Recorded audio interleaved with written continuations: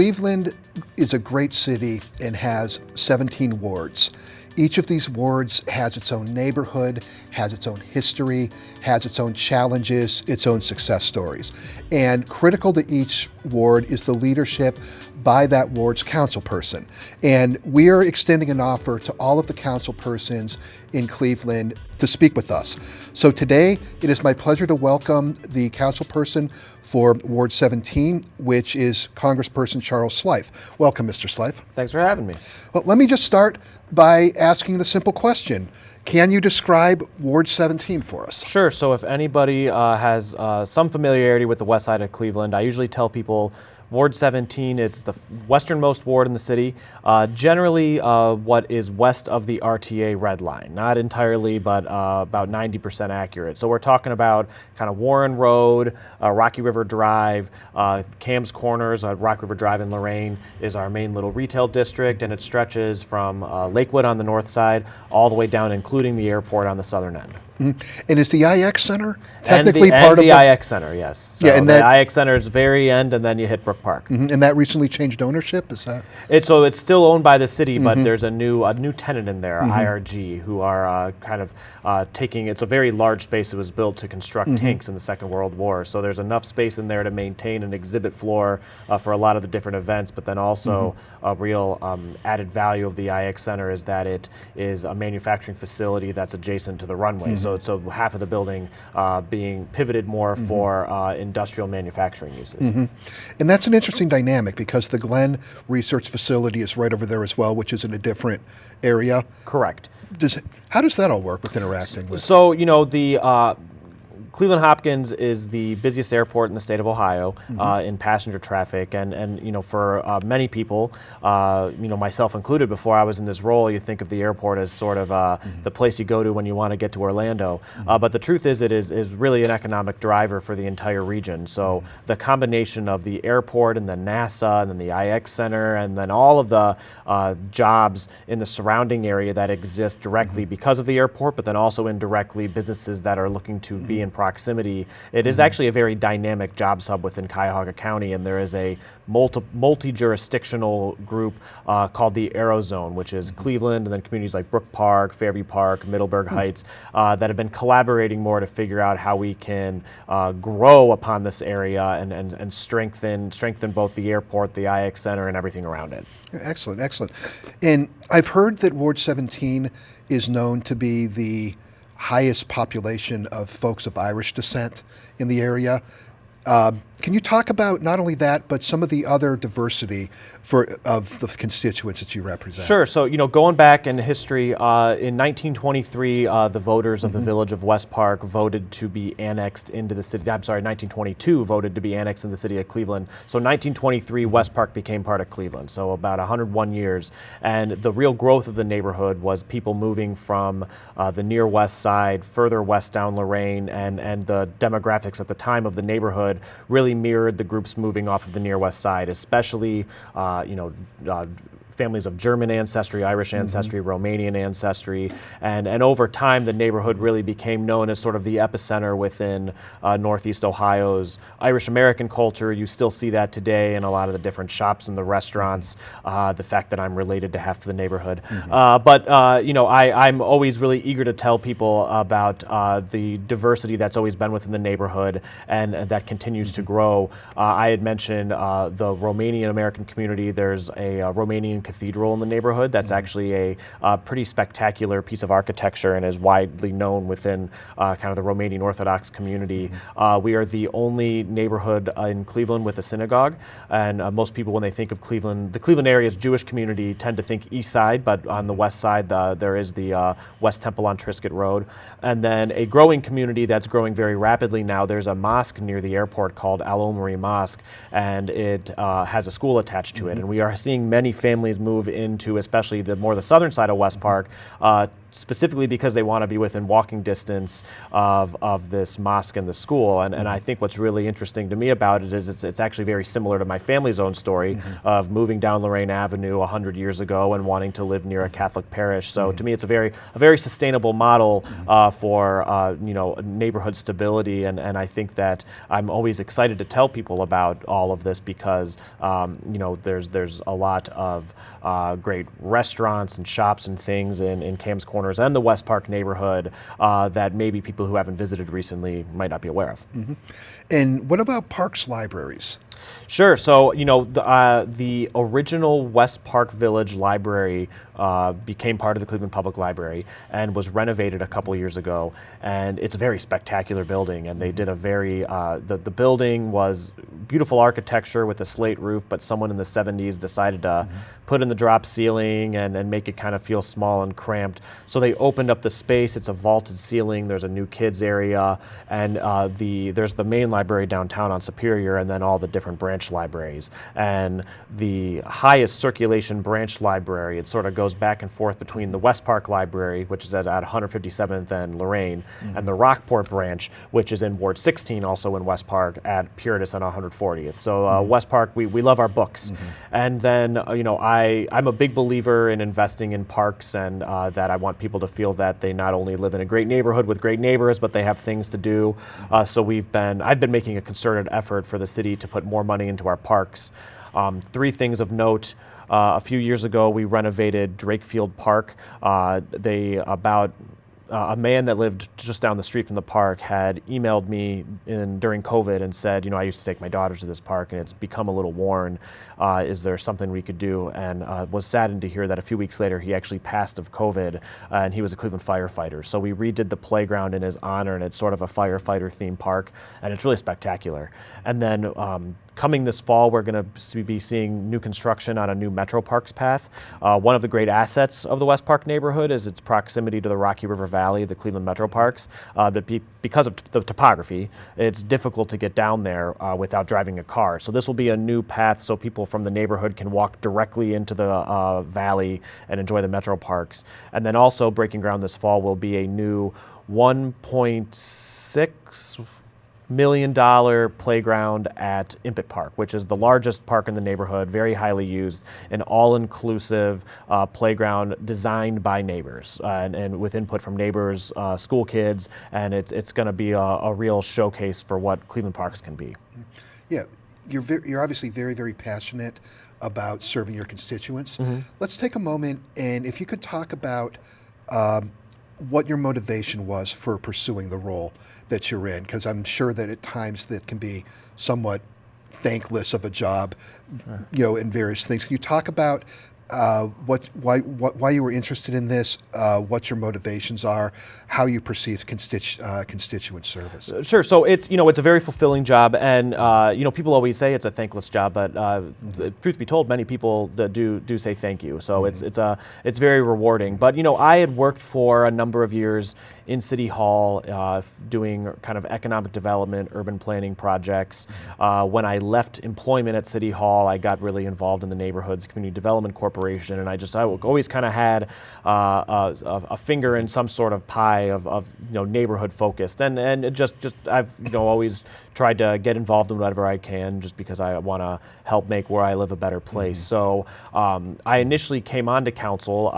There was a vacancy on council, and the way that the Cleveland Charter is written is if there's a vacancy within a certain time period to the next election, someone needs to be appointed to fill the role. So I either won or lost that. I like to joke that there were 5 other candidates. One fell into the Chocolate River. One ate turned into a blueberry, and I was the Charlie Bucket that got left over. But since coming into office, my real focus has been growing on the neighborhood's strengths. This is a neighborhood that has been known for decades as a safe neighborhood, a family-friendly neighborhood with a lot of great shops and restaurants with easy access to downtown, but also the metro parks and the airport, and try to take all of these things that are already working and try to figure out how to bring it up to the next level. So it's been an exciting time, and I think the projects that I just mentioned, plus there's some others, there's been a lot more excitement, I think, of people seeing that, you know, the city investing in neighborhoods like West Park and other what are called middle neighborhoods is really a worthwhile investment and helps stabilize those neighborhoods as well as the entire city. Yeah, let's talk a little bit more about that. The middle neighborhood concept and how that's been driving some of your Sure. So activities. the middle neighborhood concept is this is not just in Cleveland. It's a growing movement in cities like Detroit, Des Moines, Baltimore, but sort of acknowledging that in most cities, you know, there are areas seeing very rapid development and growth. So in Cleveland, places like Ohio City, Tremont, University Circle, and then in Cleveland especially, there are neighborhoods that are really struggling because of decades of disinvestment from the private sector, which has caused people to leave the neighborhood, and the city, largely through federal dollars, you know, works to stabilize and improve and attract like affordable housing and other beneficial projects to neighborhoods like that. But in the middle of those two extremes are what we sort of call the middle neighborhoods, and these are the places like West Park, Collinwood, Lee Harvard, Old Brooklyn that have been very stable over the decades, higher rates of home ownership, high voter turnout, and maybe at some point the city felt that, you know, things were stable enough that they could kind of take their foot off the gas. And the middle neighborhoods movement is sort of a recognition that, you know, to make an analogy about going to the gym, if you stop working out, the muscles will atrophy. Like, we don't want to be passive and assume that the stability of a place will endure. We want to be intentional about it. So working with colleagues in Cleveland City Council, we identified $7 million of federal relief dollars that's being paired with $3 million from the state. And the $10 million will be used for a number of things. The major one is residential rehabs. So the goal is to buy homes and to do gut renovations for the next homeowner.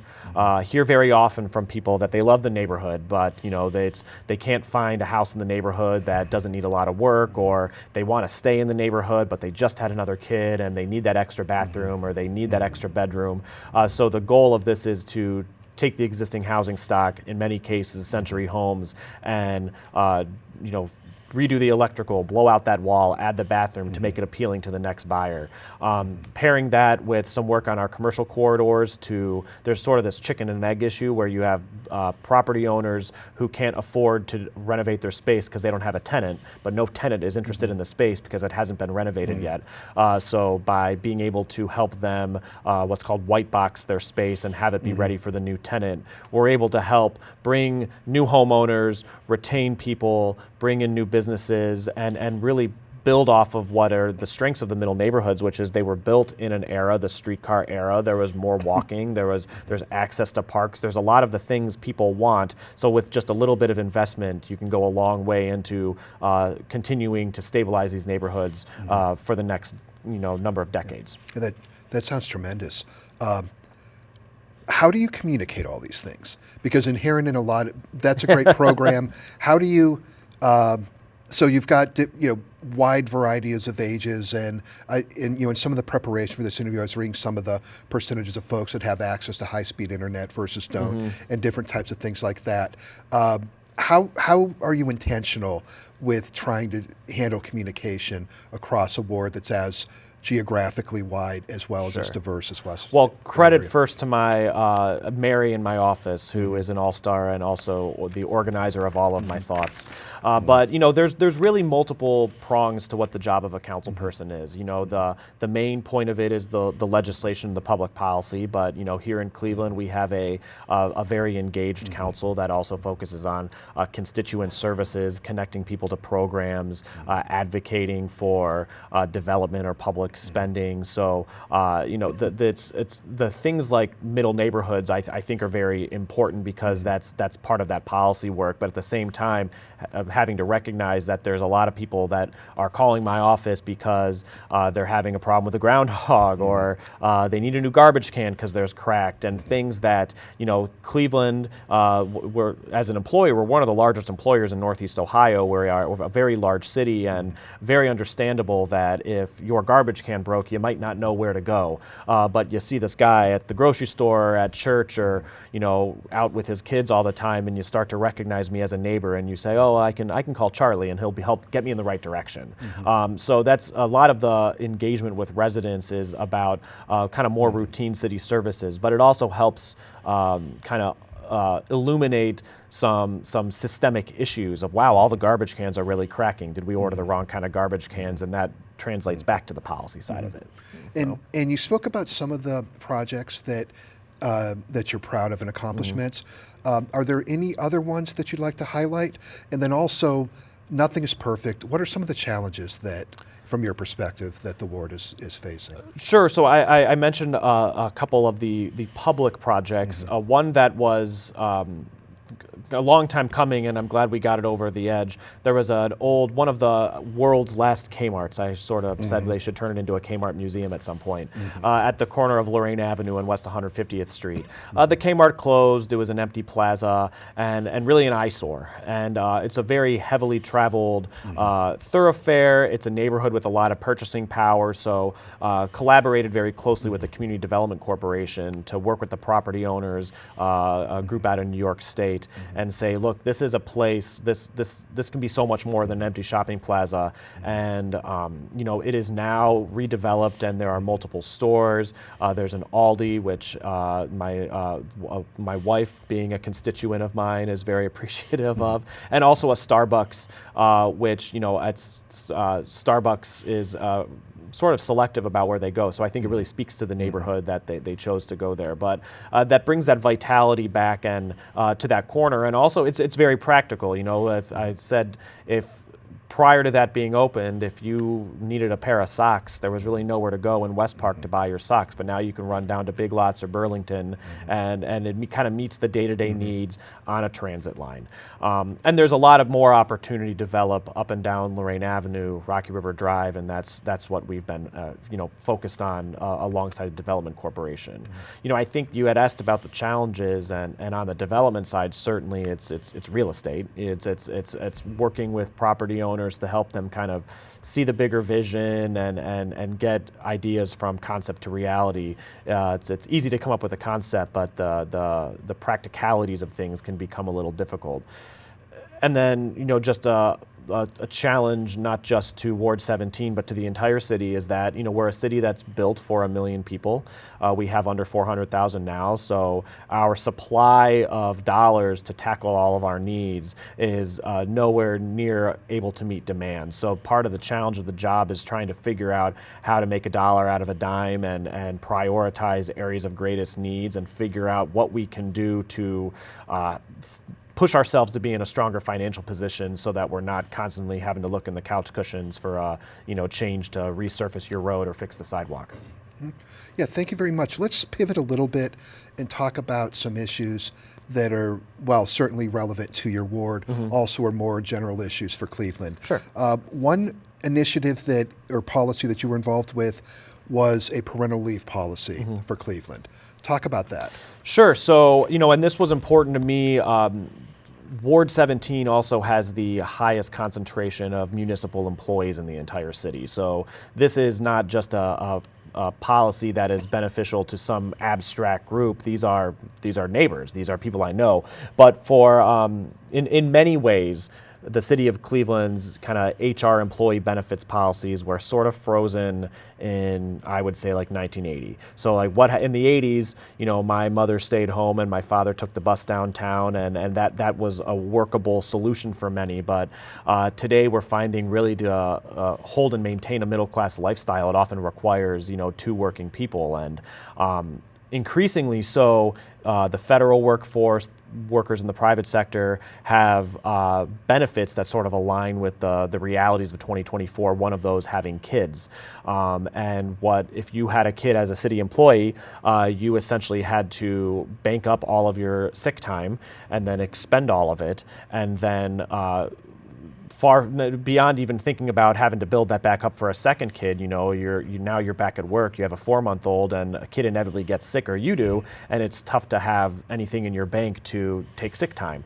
So the City of Cleveland passed a year ago this month a 12-week paid parental leave policy. It's available for men and women, the birthing parent, the non-birthing parent. It's applicable for adoptions too. It's a very generous offering compared to some of the other public employers in the state of Ohio. But it was really important to us to really put our foot forward. There's so many benefits of parents being able to stay home for those first 12 weeks with their child, to nurse, to support the other parent, to bond.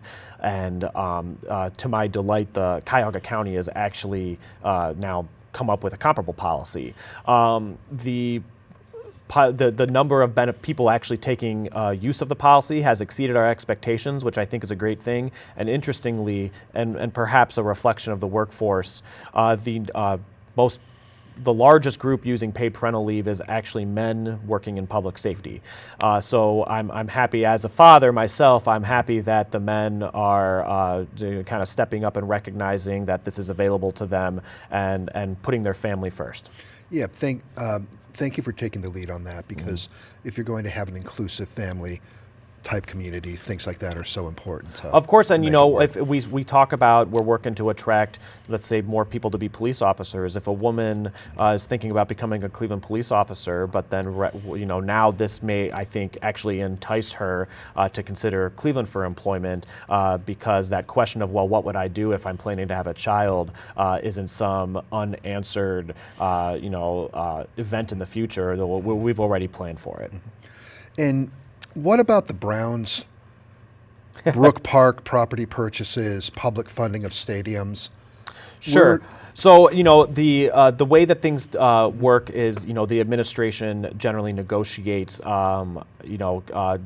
contracts and deals, and then the council comes for approval. So I will say here, I do not know the details of those conversations to date, but yet, there are, I don't think there's a consensus within the community on this. It's such a large issue. There are those who oppose public financing of stadiums. There are those who are in favor of it for whatever reasons. I think the big question right now is going to be, are the Browns going to look to stay in Cleveland on the lakefront, or if they would, go to Brook Park. I think one of my outstanding questions is really understanding what the argument would be for needing a new stadium. The stadium is not 30 years old. There are, it's a very significant city facility. The city has spent millions of dollars maintaining it because it is city owned, and that's our contractual obligation.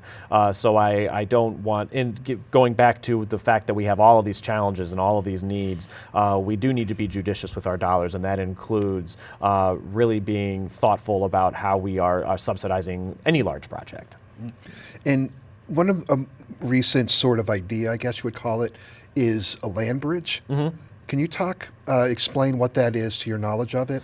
Sure. So the land bridge is essentially, we hear people say very often, well, why is Chicago connected so easy to the lakefront, but Cleveland isn't? And I think one of the important things to appreciate is that there's not a cliff in Chicago. So if you're at City Hall, you have to get down, I think it's like 50 or 60 feet to get down to the kind of the level where the Rock Hall is.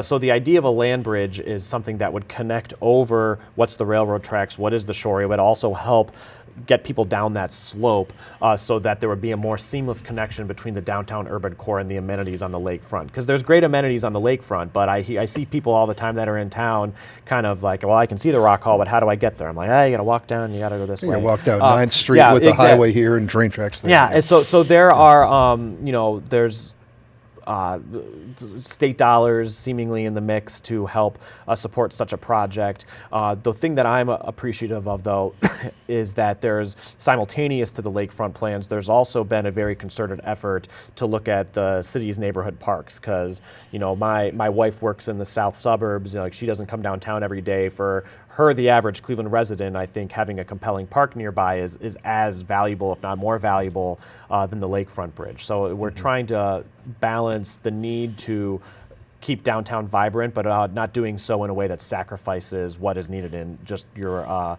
the Cleveland neighborhoods like the ones that I represent. And let me finish up with two issues that might be a little bit more difficult. Burke Lakefront Airport. Should it be redeveloped into public use? Should it be private development? Should it stay exactly as it is today? So you want Charlie Slife's opinion.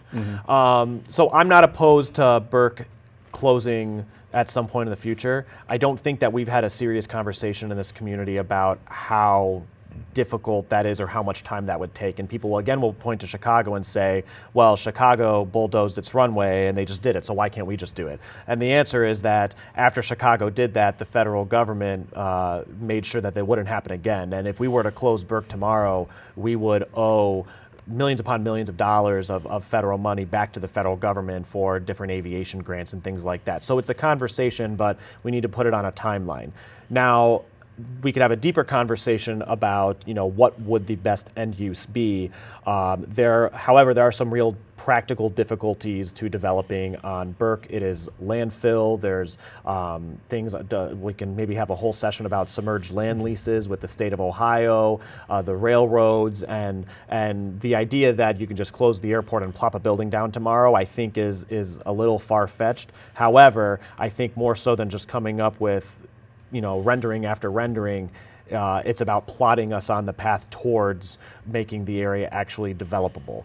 But developing on Cleveland's lakefront is tough for a variety of reasons. I don't know how much time we have, so I don't know how much depth you want me to go into on that one. But I was when I worked for the city, I was involved with the negotiations for what is now the Mexican restaurant down, and there was a plan for some development north of the Brown Stadium. So maybe more than you would have expected. I know a little bit more about this and what the niche challenges were that are different, if only because we are in Ohio and we are subject to the laws of the state of Ohio, which are different than Illinois, Wisconsin, and Michigan. Yeah. Excellent. Let me finish up by asking you two questions. The first is, how would constituents contact you? What's the best way to reach you or your support staff? Sure. So there's in 2024, there's any number of platforms with which to get people. I tell people I'm on Instagram, I'm on Facebook. Both are Councilman Charles Slife. But the triedest and true way to get to me is to call the office, which is 216-664-4239, or to email me cslife@clevelandcitycouncil.org, if only because I said, Mary in my office helps me with a lot of the day-to-day that makes sure that two people are getting it instead of just one person. So I always encourage that, but there's social media, and also people are sometimes reluctant to come up to me in the grocery store, or if I'm out grabbing a bite in the neighborhood and they say, oh, we don't want to bother you, and I kind of say, like, if I didn't want to be bothered, I wouldn't have come here. Part of the job is being visible, being out in the neighborhood and being approachable. So I always say, if you bump into me, if this is your opportunity, seize it. Okay. Any final words?